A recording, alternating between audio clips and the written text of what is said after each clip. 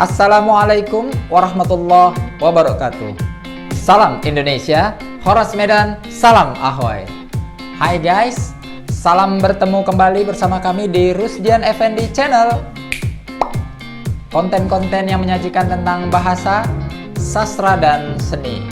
Nah, kali ini, pada kesempatan ini kami akan menayangkan sebuah video yang berkisar tentang bahasa, tentang tips belajar dan menghafal bahasa part 1. Baik, sebelum kita berbicara tentang tips bagaimana kita memberikan arahan materi tentang kiat belajar dan menghafal bahasa dengan baik, kita akan menyaksikannya secara bersama-sama. Tapi sebelumnya silahkan subscribe video kami ini dan terus tekan tombol notifikasinya agar kamu menjadi orang pertama yang menonton setiap video-video kami ini. Oh ya, satu lagi, silahkan share ya, dan silahkan komentar di bawahnya berikut ini. Dan di sini kami berharap kalian tetap semangat dan terus mengikuti agar kita terus menjadi orang yang sukses. Oke. Baik guys, kita ketahui bahwa kalau kita belajar ini memang banyak mengalami kendala.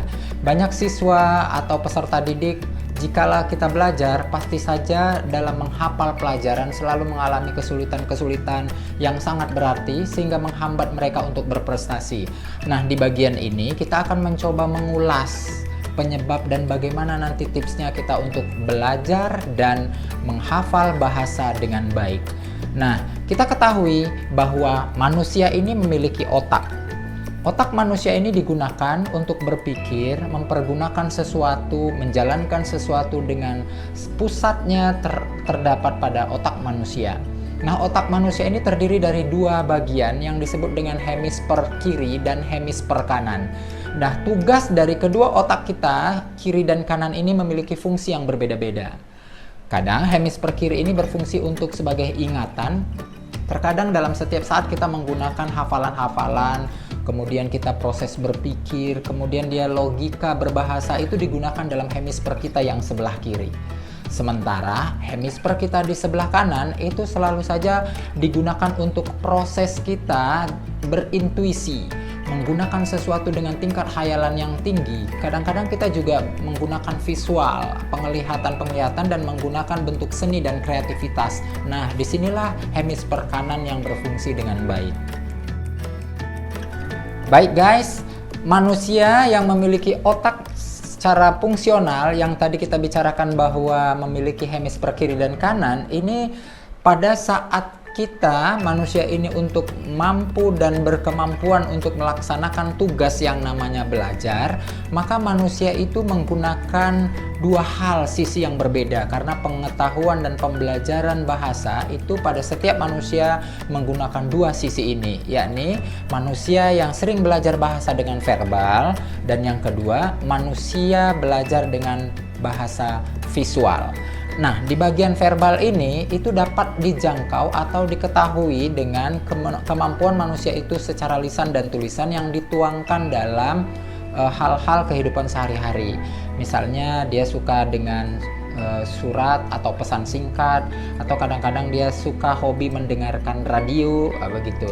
Ini biasanya muncul dari bahasa-bahasa verbal manusia itu sendiri. Sementara dari segi visual, manusia belajar biasanya komunikasinya itu melalui penglihatan. Jadi dia menangkap sesuatu pembelajaran itu selalu dari visual penglihatan. Apa yang media digunakan dalam manusia yang sering menggunakan visual ini? Biasanya dia menggunakannya dengan gambar-gambar atau dengan desain, grafis, atau ilustrasi, dan kadang-kadang dari corak warna yang berbeda. Ini menentukan bahwa manusia itu bisa menerapkan atau mengungkapkan bahasa secara visual. Jadi guys, kalau kita manusia itu menggunakan hemisfer di sebelah kiri, itu berbeda kalau manusia itu mempergunakan hemisfer di sebelah kanan. Ciri-cirinya kadang-kadang orang-orang yang sering dengan menggunakan hemisfer di sebelah kiri, otak kirinya, dia cenderung untuk memilih alasan atau logika secara detail, dan dia selalu berbicara secara autentik.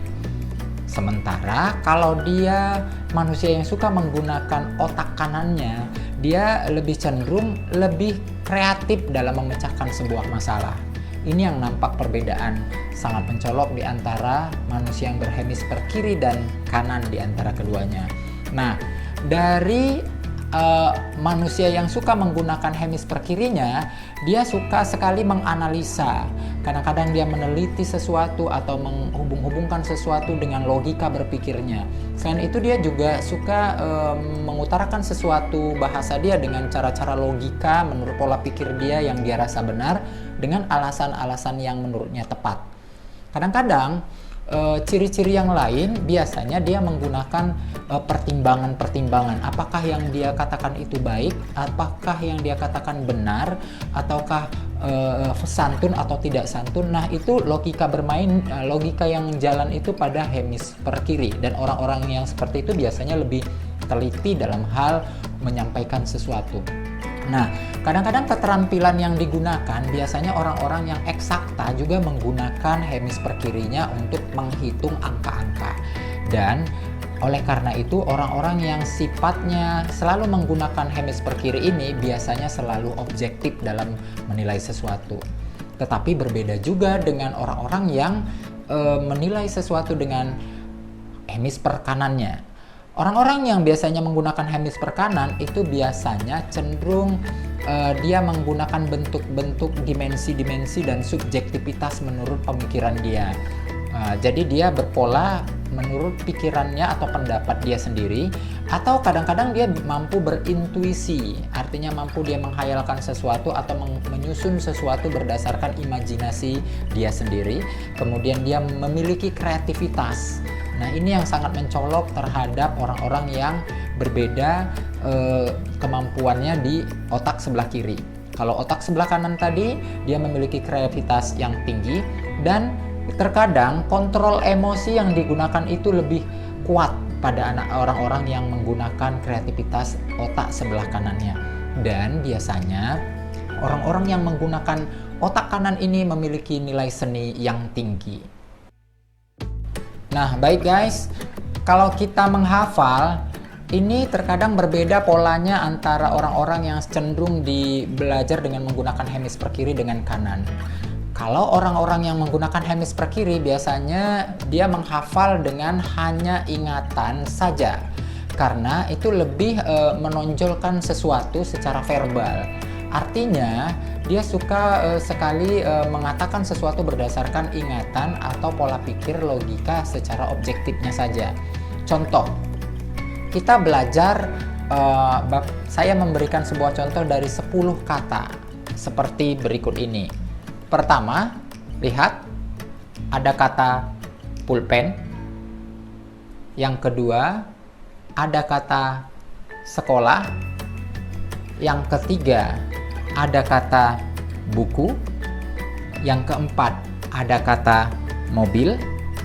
Yang kelima, ada kata toko. Yang keenam, ada kata semangka. Yang ketujuh, ada kata radio. Yang kedelapan, ada kata sepatu. Yang kesembilan, ada kata kucing. Dan yang 10, ada kata rumput. Nah, di 10 kata itu kalian sudah membacanya dan pastikan kalian sudah mengingatnya. Nah, di orang-orang di hemisfer kiri ini, orang-orang yang suka menggunakan pola pikir dengan logika hemisfer kiri ini, biasanya dia dari 10 kata yang ada, kalau disuruh mengulangi, pasti dia bisa menyebutkannya di antara 5 sampai 7 kata dari 10 kata yang ada. Dan dia mengucapkannya dengan tidak teratur. Kadang-kadang dia menyebutkan yang pertama tadi pulpen, dia tersebut yang awalnya kata mobil dulu, baru kemudian kata semangka, baru disebutnya kata kucing, artinya dia tidak teratur menyebutkannya. Inilah salah satu contoh bahwa kalau kita menghafal dengan pola pikir dengan menggunakan hemisfer kiri kita hanya terpaku pada bagian ingatan saja. Sehingga apa yang kita sebutkan itu berdasarkan ingatan kita saja. Dan kita verbalkan berdasarkan apa yang kita ingat. Nah, Sekarang kita masuk ke bagian yang kedua, bagaimana kalau kita menghafal dengan hemisfer menggunakan hemisfer kanan. Nah guys, di bagian yang kedua ini, kalau kita menghafal dengan menggunakan hemisfer sebelah kanan, dia menonjolkan sesuatu yang berdasarkan penglihatan saja atau berdasarkan gambar, ilustrasi, dan desain yang ada. Jadi dia suka sekali menganalisa atau memunculkan sesuatu secara visual gitu. Nah, contohnya coba saya berikan berbentuk gambar. Orang-orang yang menggunakan visual akan mencoba mengungkapkan bahasa dengan cara selalu menggunakan gambar seperti berikut ini. Perhatikan gambar dari 12 gambar yang saya terangkan. Baik, kita coba memahami dan menyaksikan 12 gambar yang akan diterangkan di sini. Coba kalian amati dan perhatikan baik-baik. Yang pertama ada kata apa tuh gambarnya? Ya, bagus. Kemudian ada gambar apa? Iya, sekolah. Bagus. Yang ketiga ada gambar. Ya, betul, buku. Keempat ada kata gambar mobil. Kelima gambar. Ya, toko. Keenam apa itu? Bagus, semangka. Ketujuh, ya, radio. Kedelapan, betul, sepatu. Kesembilan, kucing. Kesepuluh, bagus, rumput. Kesebelas, ya, rumah. Dan yang ke-12, air. Nah, dari 12 kata ini coba kita mulai menghimpun kembali atau mengulang kembali hafalan kita berdasarkan gambar itu. Coba sekarang saya akan memunculkan 12 gambar itu melalui sebuah ilustrasi cerita seperti berikut ini. Saya membeli pulpen di sekolah. Pada saat saya mau menulis, ternyata buku saya tertinggal di mobil. Buku saya itu tertinggal di mobil karena pada saat saya akan berangkat pergi, saya kan singgah dulu ke toko untuk membeli beberapa peralatan-peralatan tulis. Nah, ternyata pada saat singgah ke toko itu, ibu menyuruh saya untuk memakan semangka yang tadi pagi dia belah. Tiba-tiba di tengah jalan saat kami mendengarkan radio di mobil, saya asik mendengarkan itu. Nah, tiba-tiba sepatunya saya juga lupa. Untungnya saja di mobil masih ada sepatu adik, maka saya pakai. Ibu tadi berbicara kepada kami bahwa ibu lupa memberikan makan kucing. Sehingga setelah kami pulang sampai di rumah, terlihatlah kucing itu sedang kelaparan. Terus kami memberikan makanan kepada kucing itu sehingga dia membuang kotorannya di rumput. Rumput itu kami tanam di halaman rumah kami. Nah, rumah kami sehingga tampak banyak bercak-bercak kotoran dari kucing yang makan tadi. Sehingga kami mencoba membersihkannya dengan menggunakan air. Nah, baik guys. Kita sudah mencoba untuk melihat bagaimana cara kita belajar dengan orang-orang yang menggunakan hemisfer kanannya. Artinya dia selalu menggunakan visual penglihatannya. Nah, di bagian ini kita sudah mencoba untuk merangkai gambar-gambar itu menjadi satu paragraf utuh.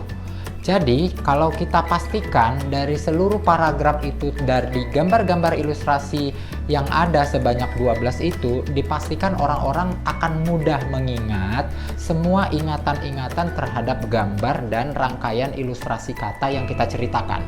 Jadi, andaikan tadi saya sudah menceritakan gambar, dari gambar itu akan saya suruh kalian untuk mengulangi kembali cerita saya tadi, maka kalian akan dengan mudah mengingat. Kenapa mudah mengingat? Karena apa yang disampaikan tadi terpola dengan urutan gambar dan terpola dengan rangkaian peristiwa sehingga kita mudah mengingatnya. Berbeda dengan orang-orang yang tadi mengingat dengan hemisfer kiri. Dia selalu saja menggunakan bahasa dengan verbal sehingga apabila salah satu dari kata itu tidak disebutkan, dia lupa sehingga hanya menyebutkan 5-7 dari 10 kata yang akan diucapkannya. Inilah tips kita belajar bahasa dan menghafal bahasa dengan baik. Artinya, kesimpulan kita harus menjadi dasar dari kita bahwa kita adanya di mana. Jadi guys, kalau kita berada di posisi orang-orang yang verbal, maka kita harus lebih memperdalam kompetensi dan kemampuan kita untuk lebih mengingat. Nanti di pertemuan berikutnya, kami akan mencoba tips dan cara kalian untuk bagaimana orang-orang verbal untuk mengingat dengan cepat. Begitu juga tips orang-orang yang bisa mengingat di hemisfer kanannya. Dia kan tadi merangkai kata-kata dengan cara ilustrasi gambar. Nanti ada beberapa tips yang kita sampaikan sebagai kelanjutan dari part 1 ini. Baik guys, demikian tadi teori tips belajar menghafal bahasa di part 1 ini. Mudah-mudahan secara teori kalian mengetahui bahwa kalian tuh masuk ke dalam bagian yang mana. Apakah masuk ke dalam bagian orang-orang yang secara verbal, ataukah masuk ke dalam bagian orang-orang yang suka visual. Kalau di situ, kalau nanti kalian sudah tahu apa dan bagaimana kemampuan dan gejala yang sering kalian temui pada pribadi kalian, maka selanjutnya di pertemuan selanjutnya kalian akan saya ajarkan tips selanjutnya untuk mengatasi solusinya. Oke, sampai di sini tips kita ini saya akhiri. Oh ya, jangan lupa tekan tombol subscribe-nya dan silakan tombol notifikasinya agar kamu menjadi orang pertama yang terus menonton channel kami ini. Kemudian jangan lupa ya di like dan dikomentari. Satu lagi kami berharap kalau kalian menonton untuk episode-episode selanjutnya jangan di skip ya, agar pembelajaran kita ini lebih utuh kembali. Oke, sampai di sini. Assalamualaikum warahmatullahi wabarakatuh. Salam Indonesia, Horas Medan, dan salam Ahoy.